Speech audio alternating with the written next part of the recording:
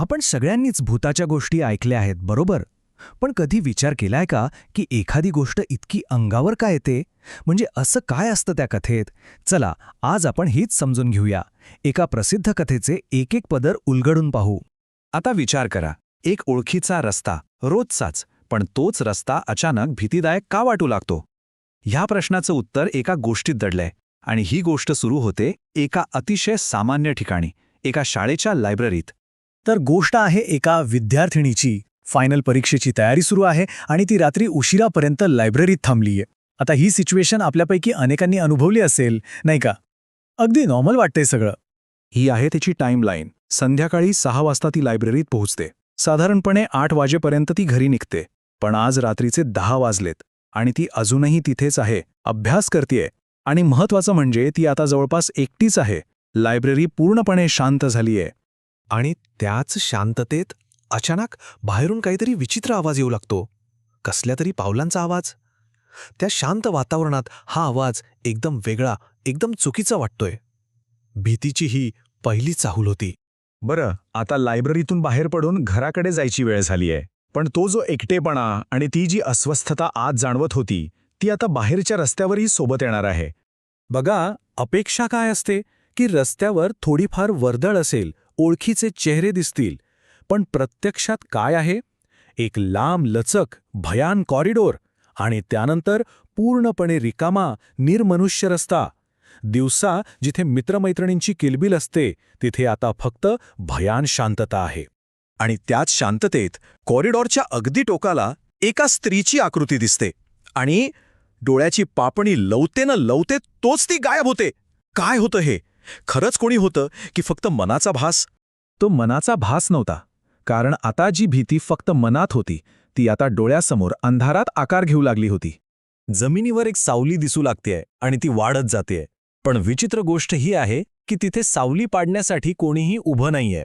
ही अशी गोष्ट आहे जी लॉजिकच्या पलीकडची आहे आणि हेच सूचित करतंय की आता काहीतरी अमानवी घडणार आहे. आणि मग ती आकृती पुन्हा दिसते. आणि यावेळी ती खूप जवळ आहे. तिचं वर्णनच बघा किती अस्वस्थ करणार आहे. फाटके, मळलेले कपडे, हात आणि पाय विचित्रपणे वाकलेले, केस विस्कटलेले, गुंतलेले, आणि ती खूप त्रासाने हळूहळू लंगडत चालतीये.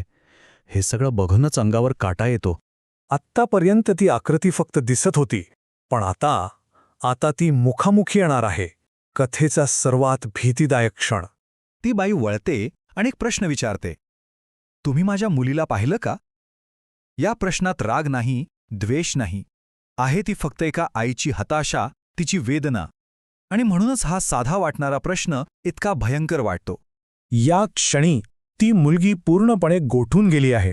ती हलू शकत नाहीये. तिच्या तोंडातून शब्द फुटत नाहीये. भीती जेव्हा शरीरावर ताबा मिळवते तेव्हा अशीच अवस्था होते. कशीबशी ती तिला दुसऱ्या दिशेला जायला सांगते आणि ती बाई निघून जाते. पण मग त्या अंधारातून एक काळीज चिरणारी भयंकर किंकाळी ऐकू येते. ती किंकाळी हे सांगून जाते की जे काही झालं तो भास नव्हता, ते सत्य होतं. आणि हे सत्य सहन न झाल्यामुळे ती बेशुद्ध पडते. जेव्हा ती शुद्धीवर येते तेव्हा एक शेजारी तिला मदत करतो. पण तो अनुभव तिच्या डोक्यातून जात नाही.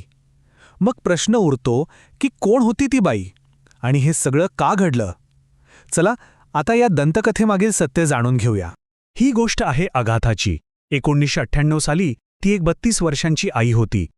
तिच्या 9 वर्षांच्या मुलीचा शाळेत एका अपघातात मृत्यू झाला. आणि तेव्हापासून तिचा अशांत आत्मा दुःखाने ग्रासलेला आपल्या मुलीला त्याच परिसरात शोधत फिरतोय. ती पांढऱ्या साडीतील स्त्री म्हणजे अगाथाचा आत्मा आहे. म्हणजे तो जो काही भयानक अनुभव होता, तो खरं तर कुणावर केलेला हल्ला नव्हता. ते होतं एका आईच्या कधीही न संपणाऱ्या दुःखाचं, तिच्या वेदनेचं प्रकटीकरण. आणि हे आपल्याला एका विचाराकडे घेऊन जातं की आपण ज्या स्थानिक दंतकथा, ज्या भूतांच्या गोष्टी ऐकतो, त्यापैकी किती कथा अशाच कोणत्या तरी विसरलेल्या शोकांतिकेतून जन्माला आल्या असतील. पुढच्या वेळी अशी एखादी गोष्ट ऐकताना हा विचार नक्की करून बघा की त्या भीतीमागे कोणती दुःखद कहाणी दडलेली असू शकते.